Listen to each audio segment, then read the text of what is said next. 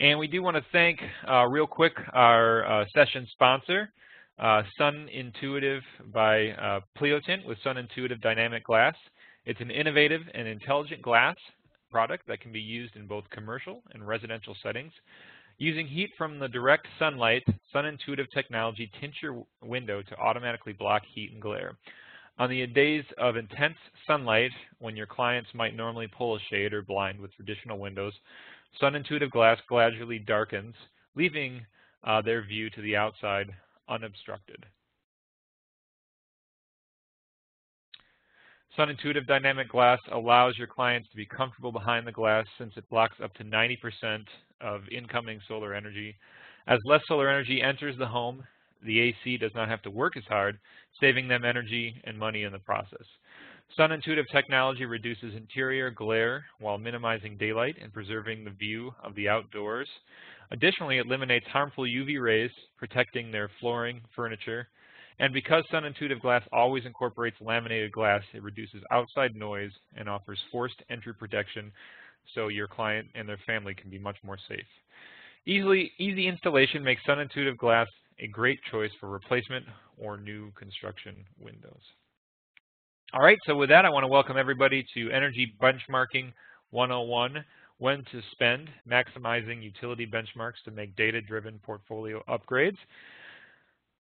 This course is approved for 1 hour in continuing education units, AIA HSW, GBCI, LEED APH specific in homes, NARI Green, AIBD, Certified Green Professional, and may be applicable to your local state-based or design contractor license. I'm your moderator. My name is Brett Little. I'm the Executive Director here at the Green Home Institute. The Green Home Institute is a nonprofit with a mission to empower people to make healthier and more sustainable choices in the renovation and construction of the places we live. So with that, I'm really excited to welcome Andrew. He's the account manager at WegoWise, focusing on residential building portfolios in the Midwest and Northeast. Andrew is responsible for creating relationships with energy service providers, green financing groups, municipal governments, federal agencies, and other performance benchmarking advocates to educate owner managers about the benefits of consistent data tracking and proactive property management.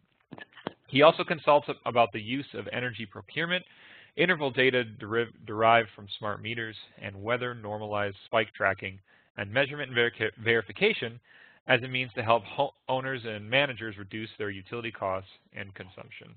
Andrew previously worked at the U.S. Green Data and the Conservation Trust of Puerto Rico, and he holds degrees in environmental geoscience and political science from Boston College. So with that, Andrew, please take it away. Thank you for the introduction, Brett, and thank you all for joining today. And I think to summarize that background, we're the data guys, and we really do collect data with everything regarding to utilities, specifically for multifamily, but we also do all building types, and then all the ways to connect that to the different stakeholders. So without any further ado, I just wanted to give a quick overview about WegoWise, and I mentioned that data is kind of my definitely MO, but as you can see here, we've been doing this for about 8 years now in terms of data tracking and benchmarking. And these numbers are specific to multifamily buildings, and it is the largest multifamily database currently in the world for utility benchmarks. So we've got over 50,000 buildings, highly concentrated in the Northeast and in the West Coast, that kind of cold climate region. And then we've also got just past the 1 million unit mark, and we've got over 1.5 billion square feet benchmarked at this point. We do have coverage in all 50 states, and we currently work with about 600 utility companies, and that number is always expanding as we kind of go into new markets. So if you do have a question about whether we service your area, happy to kind of take that up, after the presentation and so on and so forth. And I just wanted to go over the agenda here. And really, we're going to start off with a quick background on benchmarking. And this is just really breaking down into what are the characteristics that we're going to be tracking, how do we make sense out of this, and ultimately, how can we make some meaningful insights that allow us to better manage our portfolios. The second component for that is going to be the operational aspect of managing those portfolios. And that's really more the day-to-day activities that a facilities manager or a property manager would be doing with these, whether that's picking up on spikes, engaging tenants about their usage, or any more of that, again, day-to-day kind of operation. The other portion is going to be investments. So that's more of that big picture planning and being able to budget and allocate resources in the most effective way possible. That obviously is going to be from an asset evaluation standpoint, looking at your own assets, but it's also looking at assets within the market and evaluating how you're doing relative to that benchmark, if you will. And ultimately what we want to do is that we want to be more proactive in the way that we make improvements. We don't just want to fix it when it's broken. We want to be able to really dedicate our resources on the places that it's going to be most critical, that we can quantify what the savings are going to be before the project is done, and then ultimately that we can measure and verify on the back end whether those savings were actually realized. And the last component is compliance. And this is really, again, now that we have the data, how can we make sense out of it and connect it to all the different stakeholders in the industry? And as Brett mentioned, that could be anything from a green financing group such as Fannie Mae or Freddie Mac, or it could be something like a state housing finance agency, a utility program, a city government, or a state government. So quite a bit of applications. And again, please make this interactive with questions at any given moment, and we'll make sure that they get answered. And this is just a little bit the scope as to why did we get into benchmarking in the first place, and why are folks really interested in doing this? And ultimately it's because of the large size of the unrealized opportunity we have in buildings overall, but specifically in multifamily properties. And as you can tell, buildings overall in the country spend about $450 billion annually on energy, and about 40% of that represents all of the carbon emissions in the country. Now, out of that 450 billion, 53 of that is specific to multifamily properties. And within that 53 billion, about 30% is used inefficiently. So right off the bat, we can see savings almost in the order of $15 to $20 billion just from being able to make more common sense improvements, whether that's either by being able to manage a property better, make sure that there's no leaks and that the HVAC systems are working properly, and also being able to set thermostats to a temperature that's in line more with kind of the market average. And then there's some of the basic retrofits, whether that's LED light bulbs, low flow aerators, faucets, and such. So really, this is just going to be one of those low-hanging fruits, if you will. Multifamily really is a place where folks tend to have split incentives because renters are going to be, in most cases, paying for a lot of the utilities, whereas owners are going to be the ones owning the asset and that have more skin in the game for the long-term benefits. So because of that split incentive, we do see a lot of friction from people being willing to invest in these retrofit measures, which are really going to untap the largest efficiency savings. And that's why we're trying to really get more data into the system to be able to provide more transparency and ultimately, really make the case for why this makes, business sense, why this makes sense from an efficiency standpoint and ultimately from a sustainability standpoint. And a quick overview as to what the benchmarking really is going to be able to unlock. And again, just from that common sense property management upgrades, you can usually unlock about 8% reductions. And if you do some of those retrofits, you're typically looking at a little bit more in the 20% reduction. So you're reasonably within 10 to 30%, again, just depending on budgets and the degree of engagement from the owner in these cases. Great. So now diving a little bit more into what makes up a benchmark, and this is benchmark specific to this industry. I'm going to go over some examples in benchmarking in other industries later on, but in the building science industry, benchmarking is really just a combination of utility data with building characteristics in order to normalize building metrics and be able to make comparisons. And those comparisons themselves are made either building to building, building to itself, or a building to its peer group. So really, I first want to break down what is going to be going into these benchmarks from a building characteristic standpoint. So what are we going to be combining with that utility data? And the most important components are what building type is it? So that's whether it's multifamily. If it is multifamily, is it multifamily affordable, or is it market rate? Or is it going to be commercial, commercial office, commercial industrial, so on and so forth? The second is going to be size, and this is going to become really important when we're normalizing for the energy use intensity, and that's taking consumption and dividing by square footage. The third is really the heating fuel. That's mostly related to whether it's gas or electric heated or oil in some parts of the country. The climate zone, which you can see this map here on the upper right-hand quadrant, is really going to determine the largest peer group that you're going to be benchmarked against. And we do find that climate zones tend to be much more accurate and also allows for larger sample sizes than using geography. So it is the kind of industry standard is to use climate zones. And again, this map here on the right delineates which states fall into which zones. But geography still plays an obvious factor, and people do want to know how they kind of stack up to their immediate market or region. So that is another large factor. And the metering structure, especially whether it's master metered or again split metered, is going to be a major component. And ultimately, what is it that we want to be able to do with all these characteristics? And it's that we want to be able to make apples to apples comparison from one building to another.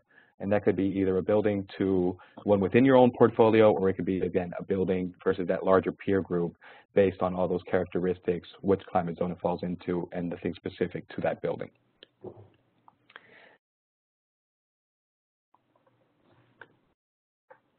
And again, there's three basic methods that are scoped out today for how do we benchmark. The first is to do so manually, and this is the more traditional version that people are moving a little bit away from now. And that's really to track your monthly cost and consumption data off of your bills into a spreadsheet. You calculate the energy use intensity by taking that consumption and dividing it by the square footage. And then you use that to compare each building within your own portfolio to itself. Again, using that energy use intensity will allow you to make a comparison from a garden style to a high-rise and everything in between. And then using the cost data by itself will allow you to prioritize into which projects are going to be most critical based on how they affect the bottom line. So this is obviously the benefits is that it's a free service. You're going to be using Excel in most cases. The drawbacks is that it does take up a very large part of your resources, and a lot of that is just going to be entering data manually into spreadsheets, reading it off the bills, typing it in, which obviously produces a lot of data quality issues on the back end. The second component is to collect that data, and rather than make the calculations yourselves when it comes to the square footage information, it's to use a free service such as the EPA's Portfolio Manager in order to get their own benchmarks. And their benchmarking system will return a score called an Energy Star score, which is a grade from 0 to 100, which allows you to see where you stack up relative to your peer group. It's a little bit different in regards of it doesn't really tell you where you fall relative to those peers, but rather relative to an idealized version of a static group of buildings that they created when the platform went up. So you're being compared, in a 0 to 100 grading relative to that, set of buildings that they originally set out. And the third process is to use a fee-based system such as WegoWise or some of the other companies out there in the market.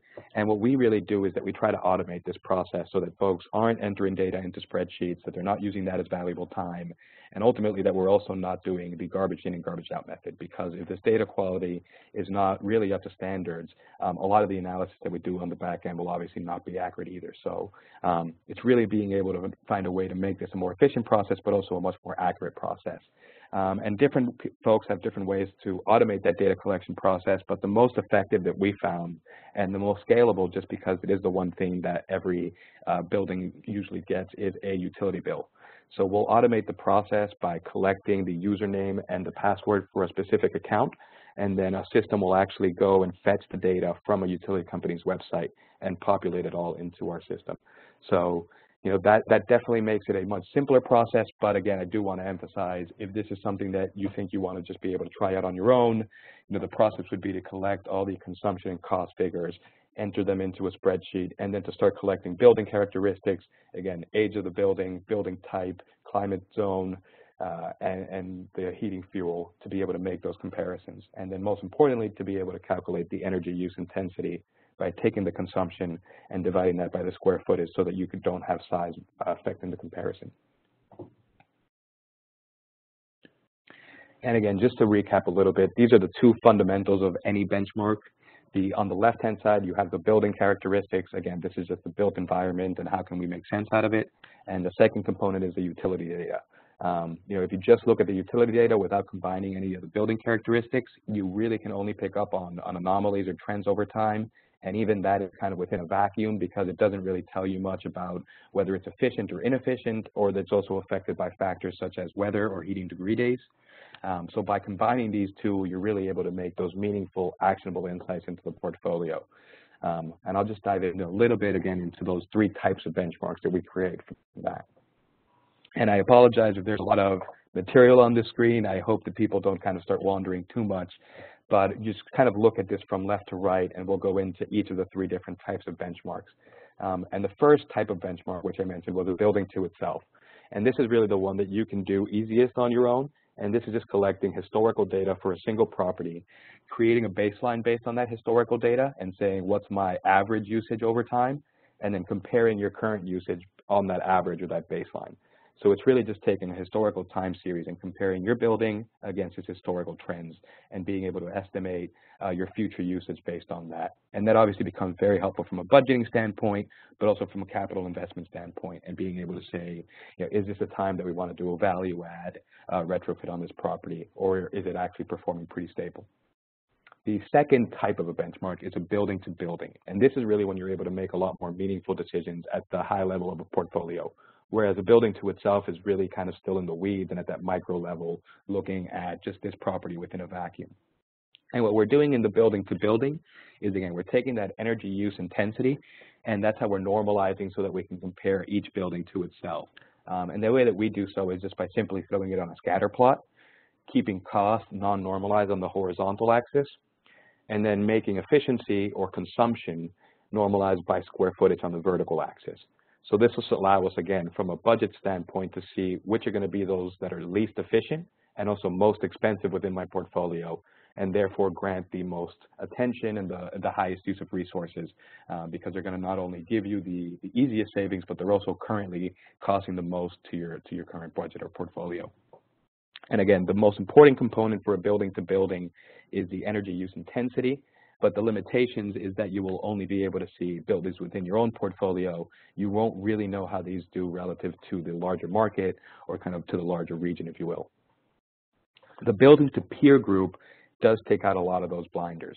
And that's really by using a service, again, either like the EPA's Portfolio Manager or a service like WegoWise. And the reason why you do need to use one of these large platforms is because of the large sample sizes needed to create that peer group. And typically the magic number that statisticians will throw out is 32 for making a large sample statistic. But we really think that in order to make a meaningful assumption, you need to have hundreds, if not thousands, of buildings in each comparison that you make. And in order to do so, you need to have that database on the back end. So again, WegoWise is just over 50,000 buildings and about 1 million multifamily units that we track. The Energy Star Portfolio Manager system is at about 30,000 buildings, so we do have a much larger data set to be able to pull from when we're making these peer group comparisons. And again, ultimately what we're normalizing here for is we're not just taking square footage and calculating energy use intensity, but we're really looking at a much more holistic approach as to what's going on at this specific property based on its kind of bones in the back end. What is the heating system that's being used here? What climate zone and what heating degree days are we doing? And how can we kind of map that in order to say, what should the usage be here? What's the median or what's the average based on these characteristics versus what is my property actually spending? And we want to be able to give ourselves a pat on the back if we're actually beating that median, but we definitely also want to be able to call out deficiencies and find a way to address them. And the one most important part also that I want to emphasize about benchmarking to a peer group is that it does help quite a bit to separate out individual utilities. The largest reason being, again, is because if your heating fuel type is different, or whether you have, for example, an electric heated building versus a gas heated building, the two analyses will be quite different. So to do an energy only benchmark sometimes glosses over some of the nuances. And the other component I would say is that a lot of benchmarking services kind of don't take into account water yet. And water, especially with the rates that they've been going up, and folks in the Great Lakes can kind of speak to this a little bit even more so than the folks in their other parts of the country, is that water is really now overtaking the cost in a lot of these cases. So natural gas is staying relatively stable, and we do see that that market doesn't seem to be going up for the foreseeable future. But water is kind of the forgotten culprit. So yeah, I just wanted to add to what you were saying. We were reviewing a massive property. We had 5 years of utility data just outside of Detroit. And interestingly enough, the water usage had went down every year for 5 years, but the cost had actually continued to go up each year, even though it went down. So just we're just seeing those water costs spike everywhere. And here in Michigan, it's a little bit difficult because everyone looks out and sees all the Great Lakes and sees all the water that we have, and so water conservation is always a tough conversation. But I think as those prices start to climb, it becomes more important. Absolutely. And I think the other big benefit for a water retrofit, for example, is it's a very low-cost retrofit. The payback period is typically short, under 2 years in most cases, and you're able to see those savings almost immediately. So definitely low resources in terms of the investment, high returns, and you're definitely taking advantage of that third factor, which is, rates, which for better or worse is kind of, out of most of our controls. You can do deregulated energy for some cases, but in water, you are kind of at the behest of the market. So again, ultimately though, I do want to also emphasize, we're really talking consumption in all three of these cases, but you can also include cost when you're doing a benchmark, and then rate, which Brett mentioned. You can benchmark a rate and say, how's my rate typical versus, the other rates that my, buildings are seeing in the area. Excellent.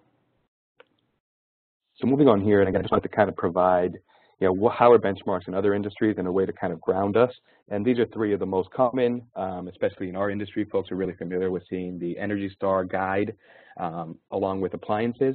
That's really a building to itself. And again, that's looking at actual historical usage and being able to estimate a trend line for the future based on that historical usage.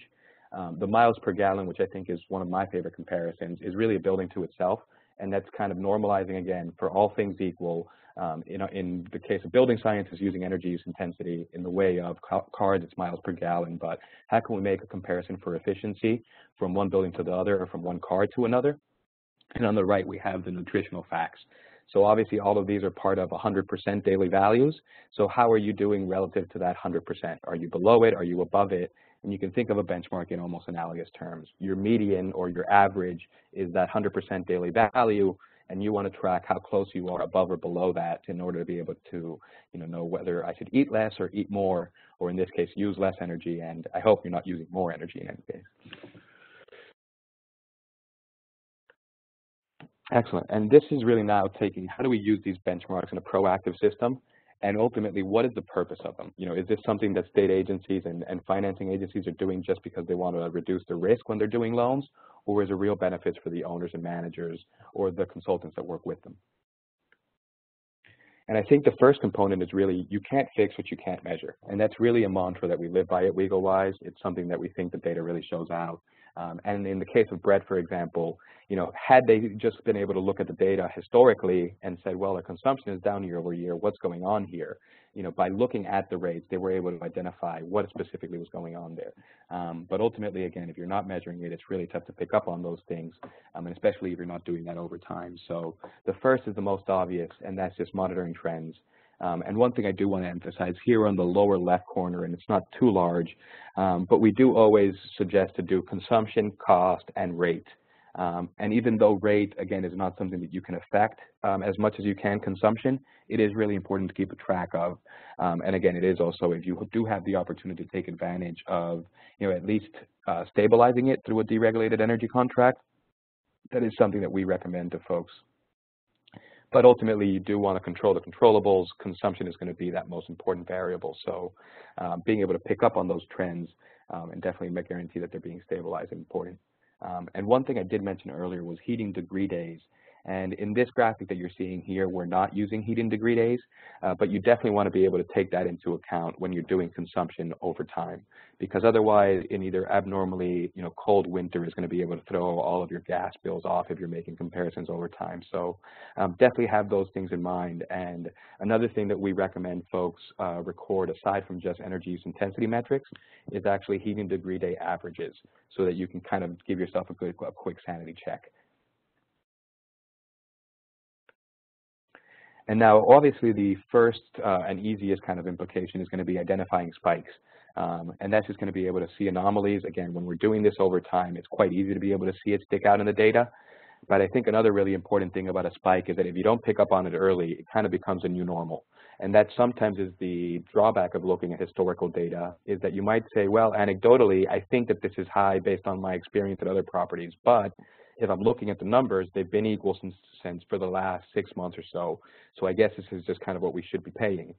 When in reality, that might be that you have a spike that you might just not have picked up on originally. It's become your new normal that you're now kind of throwing that baseline off of. And that's where getting that benchmark to your peer group will really provide a lot more clarity But in this case, again, we just want to be able to pick up for trends and pick out on any anomalies. And again, these anomalies could be something operationally related, whether that's a water leak or an HVAC system that isn't working properly, but it could also be a bill error. So that could be the utility company either putting you on the wrong rate code, which we see actually happen pretty typically, or that they type in a wrong figure and maybe add a zero or put the period where it shouldn't be going. So these are all pretty typical. We see that within our customer base, about 40% of customers experience at least one spike in their portfolio in any given month, and the cost of that spike is typically 50% higher than what that meter is typically being billed on a given month. So really clear savings. Again, these tend to kind of spiral out of control if people don't pick up on them quickly, and it's really being able to do this at scale and taking into account things like weather. Because the one thing you don't want to do is being able to cry wolf. If you do see that there's an anomaly, and it just might be because it's an abnormally either warm summer or cold winter, you do want to kind of weed that out and not send out the facilities folks if there isn't an error. Andrew, I just wanted to clarify, you're saying, and I've heard a lot about organizations getting into the business of simply just making sure people aren't overpaying on their utility bills. So it sounds like applications like benchmarking can make sure that that doesn't happen. Are you saying that 40% of the people you work with actually have utility bills that they may be getting overcharged? Is that what I heard? Yeah, good question. And to clarify, that 40% of customers register a spike. Now that spike can be operational, and it'll typically be a water leak or an HVAC system that's faulty, but it can also be a billing error. I wouldn't be able to give you a breakdown as to what percentage that is of the total spike number. But, anecdotally, I'd say it is pretty common. Great, thanks. And is that maybe where some of that 8% you had mentioned at the beginning, just from benchmarking, maybe some of that could be attributed to catching billing errors? Yeah, that's exactly right. And I have a good example of a customer out in Connecticut, and they were using electric heating for an 80s vintage property. And electric heating in that area is actually not the cheapest, just based on the fuel source types that they use in Connecticut. And also, this property was on the wrong rate code because they were on the residential heating rate, but not on the residential multifamily rate. So they were getting billed kind of as a regular homeowner. So, right off the bat, they were able to save by getting the rate code changed. And then they also realized that they were spending about 300% more than a typical electric heated building within the region. So this really jumped to them right off the bat, and they already had an inkling that they should probably do a conversion to gas heat. And after seeing the benchmarks, it really just confirmed their assumption, and they were able to kind of really get that low-hanging fruit by just being able to contact, Eversource, the utility in this case, to have that rate code changed. And then until they got the project off the ground, they were able to get those savings, and then they were even able to unlock even more when they did that conversion. So it's definitely a sanity check. And to your point, yes, you can. Benchmarking rates is possible to a certain degree, and it is definitely a way that folks will be able to kind of use this to give better clarity into their own portfolio. Thanks. And this is just a quick example I have here, and unfortunately I have far too many of these kind of nightmare stories, but this is an owner that once they entered everything into WegoWise, they noticed that they had a historical kind of large spike over here. And when they sent auditors in there, it was an underground water leak. So this is something that they probably wouldn't have been able to pick up on over time. Again, it kind of became the new normal. It really went on for about a year for them. And I guess somebody didn't pick up on it originally, and it was kind of now becoming, when they looked at their quarterlies from the previous quarter, their variance was pretty close to zero. So they assumed that everything seemed to be all right. But the auditors were able to actually pick out about $1,500 a month in wasted costs. And now ultimately, how can we use all this data and to really make the decisions that Brett was referring to make those capital investment decisions, to be able to prioritize retrofits, and to be proactive in the way that we manage these buildings, and to not just kind of be putting out fires wherever they go. And I think to be able to start doing that, it's really to be able to do those building-to-building comparisons and the building to the peer group. Because ultimately, we want to say, where are we bleeding out the most, or where are our most critical regions? And then how can I quantify the potential savings at each one of those sites? So to be able to identify which are the least efficient, you'd be able to do the building to building. And again, a simple way that I recommend doing that is by being able to plot it on a scatter plot and putting your costs on the horizontal and your consumption on the vertical axis. and normalizing the consumption for the energy use intensity by dividing by the square footage. But then if you want to be able to also be able to compare yourself to that peer group, and that's how you're going to quantify the amount of savings. And that's really by being able to say, what is my actual consumption, or in this graphic on the right-hand side, on this left column, what is my actual usage versus the median? How far above am I? Which is my utility, which is most critical? And then what is the kind of delta or that difference between what my actual usage is and what the expected or the median is? And then there's also layers that you can do beyond this. So if we identify in this example that electric is the furthest off from that baseline or from that median, we'll also be able to weed out whether it's the baseload electric or the heating and cooling electric just with a quick weather regression analysis. So now you've already identified which building you should focus on, which utility at that building, and also what kind of project it'll be, whether it's going to be lighting or whether it's going to be heating and cooling. So a lot of the work that you would have to, typically get consultants for and either pay, pretty high fees and have to wait a long time for this analysis, you can now do this at a really high level pretty quickly just by being able to use some basic technology tools and make these pretty large capital investment decisions almost on the fly. And ultimately, what I always try to say is this is kind of a first level audit. It's taking out of a subset of 100 buildings, which are going to be the 10 that we want to focus on, and then where can we actually now launch those audits in order to get the most effective projects off the ground and quantify those savings. It'll definitely never replace that audit, and it's very close, and we do work really closely with our partners who are energy service providers and who will go in to kind of get that next step as to, hey, we've identified the building, what do we do now? That part is really critical, and we think having that relationship with auditors is key. But I think from an owner standpoint, this will really elucidate where they should be focusing their energies and ultimately what's kind of first step that they should expect on that front.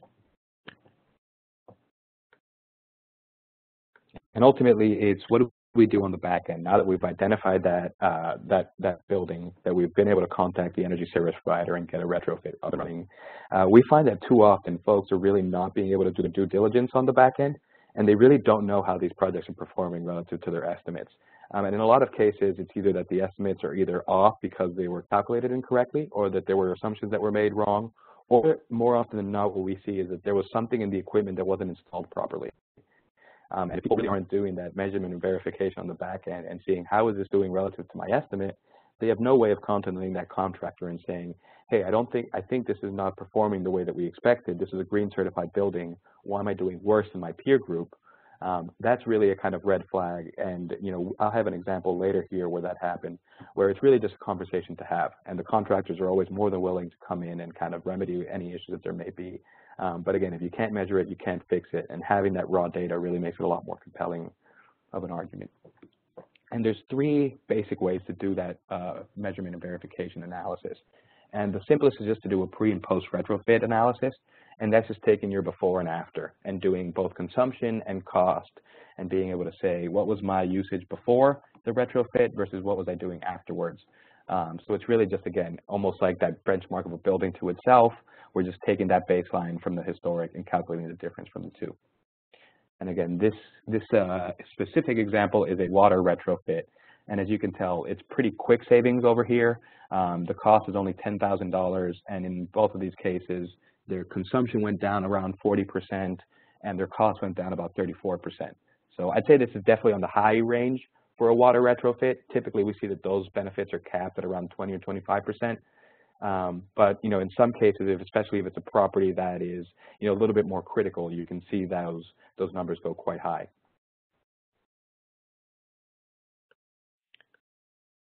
Now, this is another type of measurement verification and one that's a lot more sophisticated. And the biggest reason for that is that we're doing a weather regression model to be able to normalize, again, for weather and those heating degree days. And we want to be able to say, all things equal, what would the usage have been had this retrofit not taken place? And how are we trending versus that baseline? So in order to calculate that, what we'll do is that we'll pull about 12 to 24 months of data. And you can do this on your own and collect the previous 12 to 24 months of data. Cross-reference that with the heating degree days for those previous 12 to 24 months, and calculating a baseline or extrapolating what your usage would have been for the future, again, all things equal, normalizing for those heating degree days. And then you're just taking whatever the first 3 months of usage is after the retrofit and comparing that to the baseline to calculate your cost avoidance. So separate it from the other measurement and verification that was showed. The other was really just a before and after analysis, which is just showing what did I used to pay versus what I pay now. And this is more of a cost avoidance. So this is how much would I have paid versus what am I paying now. And the largest factor is that it is taking into account weather, and that it's also extrapolating that previous historical usage in order to say what would the usage have been here. Whereas in the previous one, we're not making any assumptions. We're just looking at raw figures against each other. And using those first 3 months, we find that with a pretty high degree of accuracy, you can already determine what the payback period will be. And this specific retrofit here that we're looking at is a boiler upgrade. As you can see, a little bit higher of a price point relative to the water retrofit, but the payback period is still really reasonable within 2 years. And you can see over here also the way that they're kind of trending over time towards their savings target is that they're actually going to be probably getting there well ahead of the payback period. So, you know, it's obviously important to see what your cost avoidance is, but it is obviously also important to know how are we trending toward that target and how accurate was the consultant's kind of estimate. And we do this from a very holistic standpoint. It's really just how can we get more accurate in our forecast. And in order to have the data, that's the only way to have that two-way feedback loop into how can we continue to improve our models to be more accurate. Andrew, can you confirm that you're also, a lot of these benchmarking tools are also able to assess cooling degree days for those in milder climates or those tracking AC improvements? Absolutely, and I'm sorry that I usually only say heating degree days, but it should be both. It's just kind of the nomenclature, and especially being in the Northeast, you get a lot more use of the heating degree days. But yes, it does take into account cooling degree as well.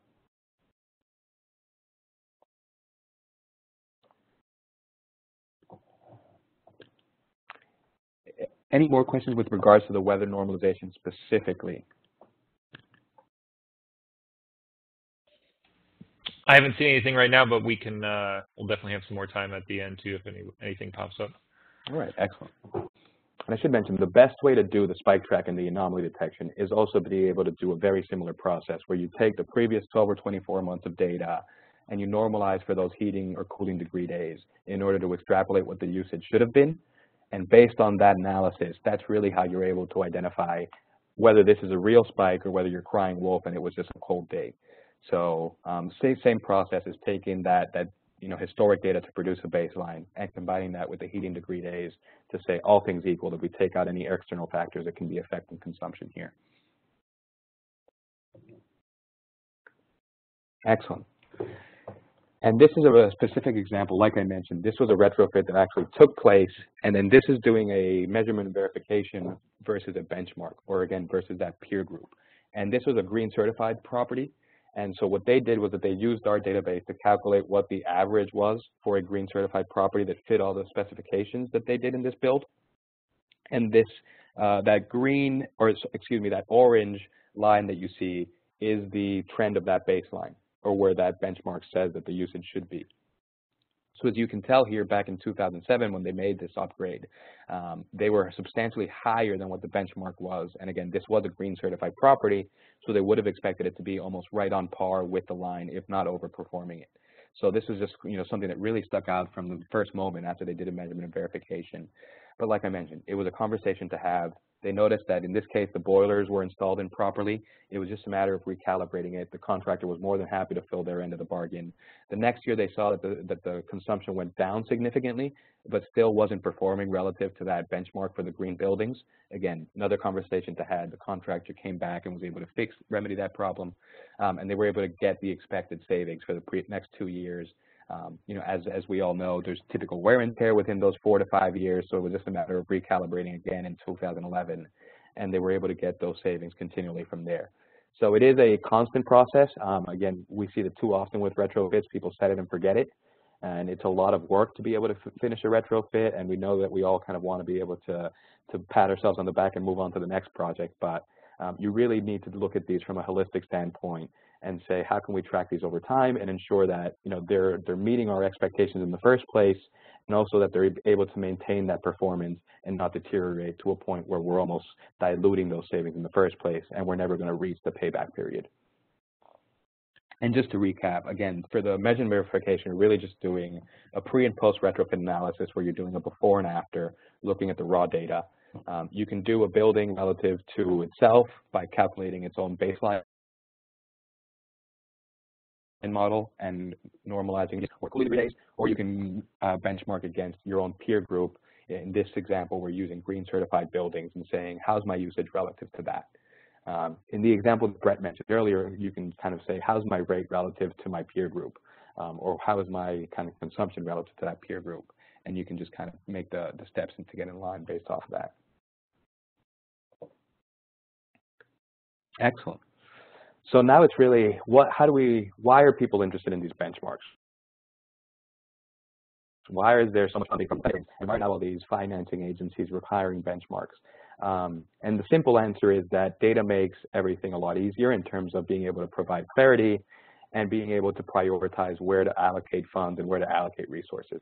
So similar to how an owner would be able to look at their own portfolio, identify the most inefficient areas, and being able to allocate their budgets for retrofits, city planners and federal institutions want to be able to know what are the most critical parts of our society, where are we going to be the most inefficient when it comes to energy performance and water performance, and then how can we allocate our budgets in the most effective manner to catalyze change in those regions that are most critical. So it's really just, again, from that big picture planning standpoint, it's being able to get a gauge as to what are the critical segments, how can we prioritize our resources to be able to unlock those. And the first component of that, or the one that's been the most palpable, has been these energy disclosure laws. And these are actual requirements made into law by these different city governments where owners and managers that fall into the categories that are predetermined for each city, which is typically based on the square footage of the property. And if any building that fits those criteria will have to submit their energy and water usage for the previous 12 months every year. And to do so, they do so through the EPA's Portfolio Manager, which is kind of the industry standard for all of these reporting. Again, it's a free service run by the EPA through their Energy Star program. I highly recommend it if you haven't been able to use it in the past, just to really get a first glimpse as to what a benchmark might be, and also to get a handle as to what kind of work this would be on your end. But yeah, Portfolio Manager is going to be the one reporting method for all these different city entities. And one thing that I can definitely say is that these are becoming a lot more of the norm. Definitely more localities tend to be more progressive in the way that they think about these energy disclosure laws. They've seen the benefits that they've been able to produce in the cities that have passed them. In some cases, we're talking 30 to 40% reduction in the carbon emissions for the city, in places like New York, for example. So they're having a very meaningful impact. And again, if they're not able to kind of assess where their problem is in the city in the first place, or how they can improve the building codes to get the design of these buildings into a better place, they really don't know where to allocate those resources. So they need to know kind of what their building stock is in the city, and then how they plan most accordingly to that. And benchmarking is the way to kind of provide clarity for that process. And again, it's really the way to get owners and regulators to really engage one another on an equal footing, because they both understand that they're speaking in the same language. They're not just looking at the data, they're looking at the individual buildings, and they're able to identify what's going on there and how can we make improvements. There's also places that haven't passed laws. Grand Rapids is an example of that. And then there's also these public-private partnerships that kind of take place in those. And obviously, just based on the political environment in certain places, passing a law, it's sometimes very restrictive and onerous. It does add costs in some cases to building owners, because either they're going to have to find somebody in-house who will track this data and submit it, which is typically going to be the property manager, but that adds a significant burden to their role. Or they're going to have to hire a fee-based service like WegoWise in order to do so on their behalf.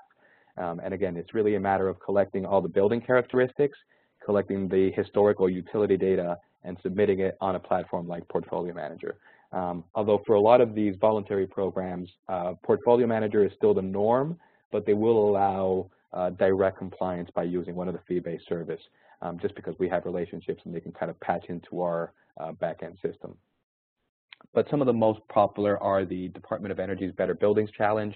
This is a national program which really has pretty simplistic metrics as to how can we improve the building stock of the country. The next is going to be 2030 districts, which really spawned from Architecture 2030, and it has a big design component, but in order to be able to test those designs and being able to really make the buildings of the 21st century that are going to get us into that next step of sustainability, we need to be able to really measure and verify accurately how the improvements are doing.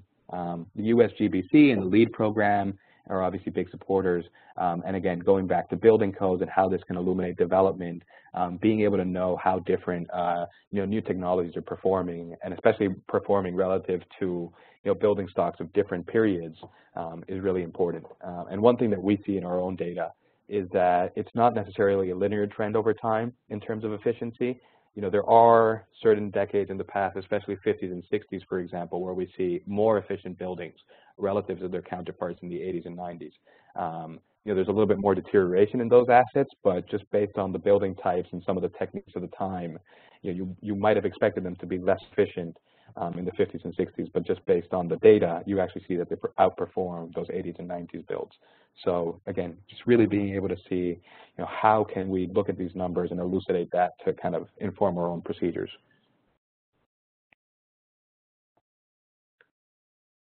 And again, this is going to be the one that's most pressing in a lot of cases because it is also a requirement similar to those kind of benchmarking laws. And it's the state housing finance agencies, specifically with their 4.5% and their 9% LIHTC loans, utility programs, and I know that a lot of folks have interacted with the utility programs and the efficiency programs that they provide. Well, they'll usually subsidize the audit and in many cases the retrofit for an efficiency program. They do require ongoing monitoring and measurement and verification as well, though, as part of the requirements. And as I mentioned, the last part is going to be government agencies. And these are either going to be government agencies in terms of financing, or they could also be regulators who are looking to do more things related to building codes. But the basic component, again, is just going to be to collect the data, collect the building characteristics, and to be able to enter those into a platform like Portfolio Manager. Although in many cases, and specific to the utility programs, you'll be working with an energy service consultant who will actually be able to do the audit and the measurement verification on the back end, and they'll collect the data and the characteristics on your behalf in many cases. And here we're looking at the new trend, which is green financing. And really we see now Freddie Mac, Fannie Mae, and HUD have released each of their own green financing programs. And what these programs really do is that they incentivize either green certified buildings or owners who are willing to commit to either a 15 or a 20% reduction in either energy or water. In order to incentivize that kind of decision, they're now providing beneficial terms on interest loans. So they'll typically knock off the interest rate anywhere from 10 basis points to 40 basis points. We find the average to be about a quarter, so 25 basis points. But if we're talking about a $10 or $20 million loan, that quarter basis point really starts making a really big impact. And again, it's just a matter of being able to say, if I have a green certified building, you're almost already able to apply and being able to reap the benefits either on a financing or a refinancing. Or if you have an older building that might not be able to attain a green certification, you do have the option of enrolling in a reduction project and having a free audit that they subsidize as long as you do the measurement and verification and report. One thing I should mention is that the data collection and reporting is for the lifetime of the loan.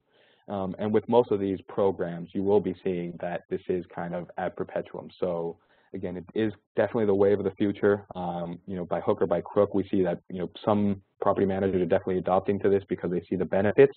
A lot of the kind of trend tracking and proactive decision making that we talked about earlier. But the second component is just that there's going to be a lot more laws in the books, or there's going to be a lot more systems within the kind of marketplace that'll make it more beneficial to benchmark. There's also a notice period right now on a HUD announcement, and I don't want to kind of put get too ahead of myself, but it does seem in the pipeline that either by early next year, HUD will be requiring all 2.3 million HUD subsidized multifamily units to be submitting their data and benchmarks through Portfolio Manager. So Again, if it's not currently in your jurisdiction, there's going to be some program coming up in the future. And at the federal level, either through financing or through the Department of Housing, you definitely see that this is now becoming a much bigger trend and will become mandatory in a lot of cases.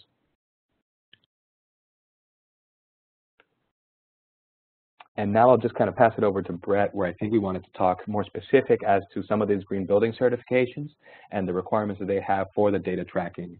And we'll really get into the nuance as to how much you need to collect. Again, most of these are going to be submitted on Portfolio Manager, but we're happy to get into the nuances of each program.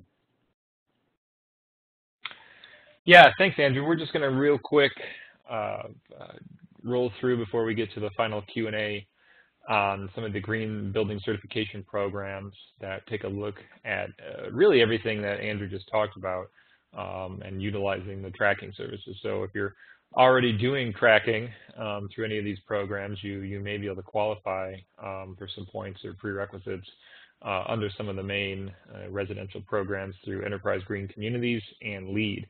At this point, we're going to focus on EGC 2015 and mostly on LEED v4.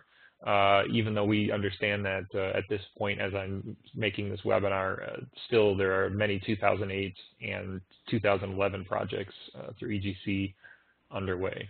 So first, real quick, this is right from the Enterprise Green Communities Manual, which you can find on their website online. It's a free resource. We recommend you, even if you're not certifying, it's just a great tool to use.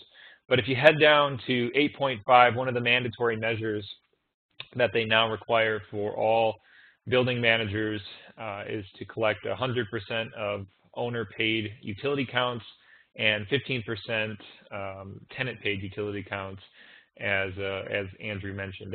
And they have, there are, sometimes there are challenges to doing that, and so they are more than willing to work with your project team if you have to submit a waiver, if you have any issues doing this.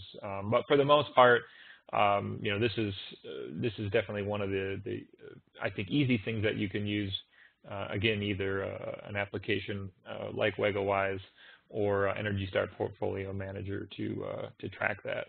And then if you want to pick up extra points in the rating system, this is another, again, I would say very low-hanging fruit as far as collecting those points. So in green communities, it works a little bit different than LEED. It's all mandatory, and then you have to get 35 points for new construction, or 30 extra points for moderate rehabs or substantial rehabs. So it's just mandatories, and then those points, and then there's no levels like LEED has. So again, this is I think a simple way to pick up 7 to 11 extra points in the rating system. You can get 16%. With the clients that you're working with, up to 16 to 60% of all the units tracked under one of these systems that Andrew was referring to, or 60 to 100% to get the 11 points. So we see a lot of folks heading for those.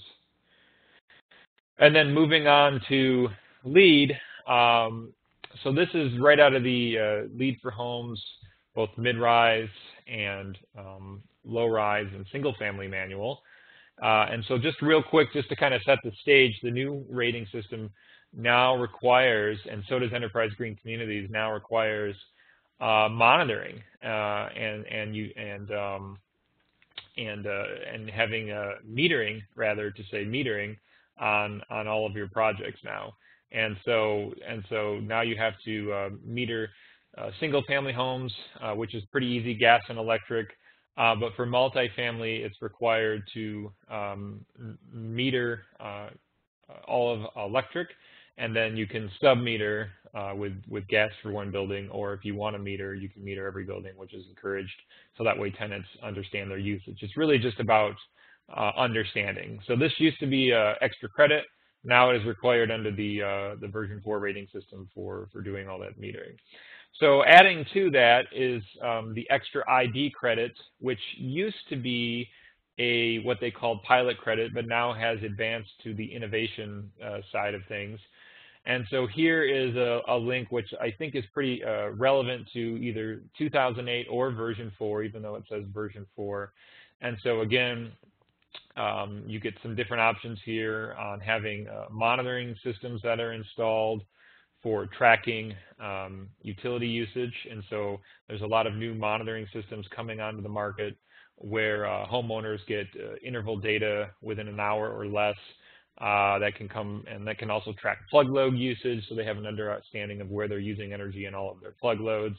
But then can just also, track their full-blown energy. I know there are like certain Consumers Energy here in Michigan has a really cool free tool that they allow you to use that will track just your electric usage every hour, and you can compare it and see what's going on a day-by-day or month-by-month basis. But this can get, some of these systems can break down into specific plug loads in the house. And then, talking about the easy way to do this, right, the simpler way is just signing up with a third-party approved, USGBC approved application system, such as WegoWise. And so here's the link right here where you can learn more about this for your project, and we'll send it out as well. And then same for multifamily. Energy monitoring systems can be used. I don't think we've been navigating that whole time. I apologize, everybody. So just rewinding again, here we go. Here's the language for green communities, and we'll send out this packet out. But here's the language for green communities: 100% owner paid, 15% tenant paid. Again, here is the optional credits, and I apologize again. Wasn't navigating there. 16 to 60% for 7 points, 60 to 100% for 11 points from the Green Communities Manual. And then for LEED here, again, here is just the a snapshot of the workbook showing the new requirement for the metering of all the homes. But again, right here is the advanced utility tracking. There is the website that you can find it at for signing up for that under the innovation. You probably won't find it if you try to search for it yourself on USGBC's website. So there's the direct link, and we're going to be sending that link out as well to all of you. But again, it's just talking about installing a permanent energy monitoring system that records at an interval of an hour or less and can transmit that data to the homeowner or the occupant at a remote location. Or again, as I said, option 2, the easier option for those of you not installing advanced tracking systems is just signing up with that that third-party approved organization like WegoWise. And then again, the same thing for multifamily and mid-rise buildings under LEED. Another pathway you can use is path 2, where at least 50% of unit owners or occupants have. So this one is actually 50% to do the tracking. So it's either the building owner has to be tracking if they're paying the utility bill through a whole building master meter, or you can do 50% of the individual units, which again are required to have that tracking ability in it. And so here is, and we've got the link right here, but so those of you doing LEED projects can head over to this this partnership page, and this is where you can start to get signed up for a 1-year free trial under the WegoWise program. And this does get you approved for the one continuing education unit, both in, the one ID credit, Innovation and Design credit, either for LEED 2008 or for version 4. I can't stress again that this, I think, is the lowest. If you're not planning to do a utility tracking system in your project, this is just the lowest hanging fruit for a freebie Innovation and Design credit. And it's also going to help either the single family homeowner track their usage. It's going to help the builder track their usage to make sure that the project was built correctly, the rater, and then also the developer or owner of a multifamily building, and just making sure everything's on track for at least a full year. So we highly encourage every team to utilize this. Even if you've maxed out all your ID credits, we still think this is a great free tool that you can utilize. So what we have done on our box.com shared resources folder, which is open to all of you, and all of you listening live are going to receive this link all of you on demand. It's a pretty long link, so don't try to write it down. All of you on demand, we'll send that out too. But this is pretty cool. One of the other Lead for Homes providers put this resource together because they were noticing that there were a few more steps that teams needed to take other than just signing up. And so they had put together a little letter explaining what to do, and then they put together a template for multifamily and single-family buildings on what to do from there. So we have all of those resources on our open source shared resource folder on box.com. So again, you can check that out. And again, if you're doing lead projects, we highly encourage you to go through with this. So we're at our final Q&A session. So we've got a little bit of time for questions. And so right before we get to the questions, start putting them in there in the chat box. But before we get there, again, for those of you looking for your CEU reports, check your email or your spam after this session, or wait for the quiz survey to pop right up. We'll report AIA. GBCI is all self-reporting. For those of you watching on demand, make sure to complete the 10-question quiz with an 80% passing rate. And we just have to say a huge thanks to all of our sponsors who allow us to do what we do: Sun Intuitive Self-Tinting Glass, Niagara Conservation, Low Flow High Performance Toilets, CRV from Build Equinox, Smart Ventilation System, Certainteed and Air Renewed, BOC Eating Drywall, and Panasonic Ventilation, High Performance, Low Energy Use Bath Fan Ventilation Systems. Check them out, and huge thanks to all of our members who allow us to do what we do. So yeah, we got some time for questions here to Andrew. There's his contact information if you all have any further questions. And as we're starting to wait for questions to pile in, Andrew, we have a lot of builders, architects, designers that we work with. I don't suspect there's probably too many developers, building owners actually on the call. So you know, I'm just thinking out loud too here for large single-family developments. What can builders or architects or energy managers who aren't necessarily the owners do to utilize some of these benchmarking tools to make sure that they're, that they can actually advertise that the project that they built or designed is on track or performing, or maybe not performing, and they can fix it, and just make sure that they can communicate that and market themselves as someone who is succeeding in their design and construction practices to hit these utility reduction targets or renovation practices, whether it be on a large multifamily development, whether it be across large-scale single-family developments, or whether it be just a single-family home. And if they're doing, even if they're a custom home builder and just doing a few homes a year, and they want to be able to communicate to their clients that they're not just greenwashing, that they actually have the utility data to back it up, and that they're hitting these targets in their design and construction practices. Yeah, that's a great question, and we actually have a group in Philadelphia that we work with that does something similar called Post Green Homes. And it's really a matter of, if you're going to use this in your marketing materials, how do you have the data to really back yourself up, and how can you quantify that? Because you want to be able to say how you perform relative to other green buildings in the market. You also want to be able to convey to the new owner or the tenant, what can you expect to pay in your utilities, and almost justify whether you are charging a higher rent or something of that manner. Now, the obstacles to doing this kind of work is obviously going to be access to data. So especially once that house becomes occupied, you need to either get a release form from the current occupant who the account number is under in order to access that data. Now, if you are able to do that and set it up on a program like WegoWise, then we will continually upload the data without being intrusive to the homeowner and be able to track that over time.